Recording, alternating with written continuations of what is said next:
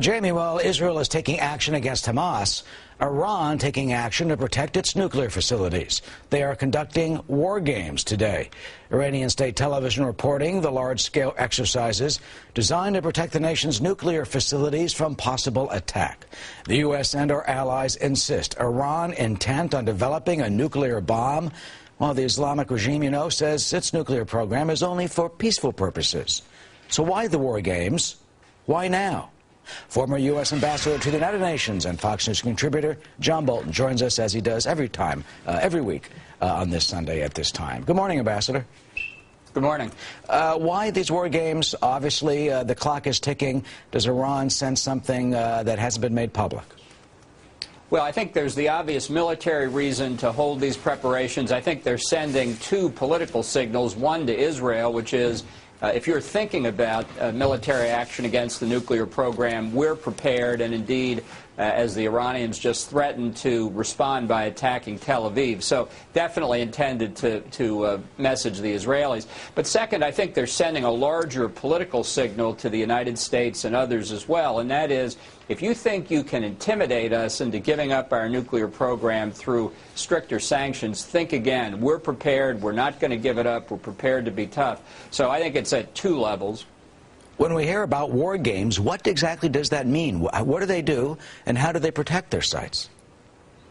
Well, they're going through defensive exercises, presumably, as if their nuclear sites were under attack, whether from Israel or the United States. And I think also implicit in the threats made just in the run-up to this is that they would conduct offensive operations as well, either against Israel or potentially against sites in the Arab states on the southern side of the Persian Gulf. And I think they're testing their own systems. They're checking out whether they'll be ready. I think there may also be a message here to the Russians that it's about time to deliver those S-300 air defense systems that the Iranians have already paid for. Yeah, and haven't been delivered. I mean, the Iranians say if they don't get those Russian anti-aircraft systems, they're going to make their own.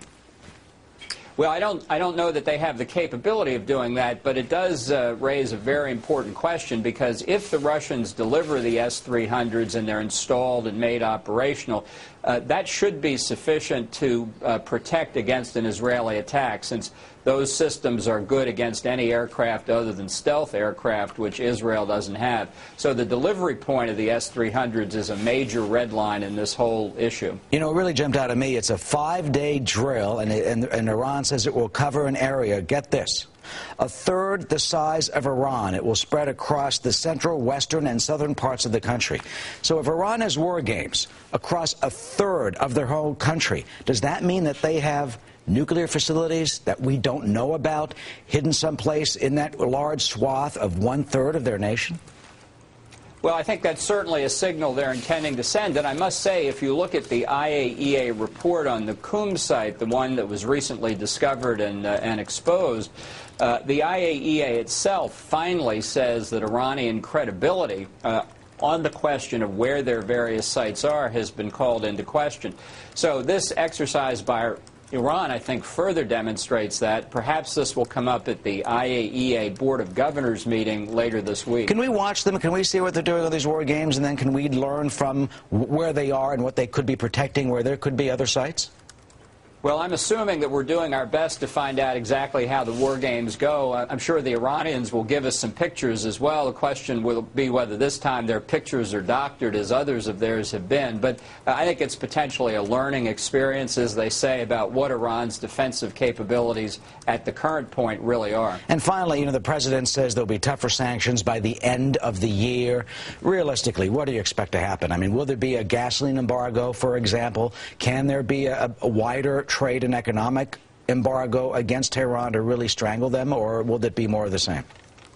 I think it'll be more of the same. This is yet another deadline we're going to miss. Representatives of the 5 permanent members of the Security Council in Germany met earlier this week, and their big decision, their big announcement was that they would meet again just before Christmas, presumably in some European capital to do a little Christmas shopping. No way there will be stricter sanctions before Christmas. Always meeting in Vienna or Geneva or in those wonderful places where they can get some good meals in at the same time, I guess. Exactly. Ambassador Bolton, always good to see you. Have a good Thank Sunday. You. Good Thank to be you. here. Jamie?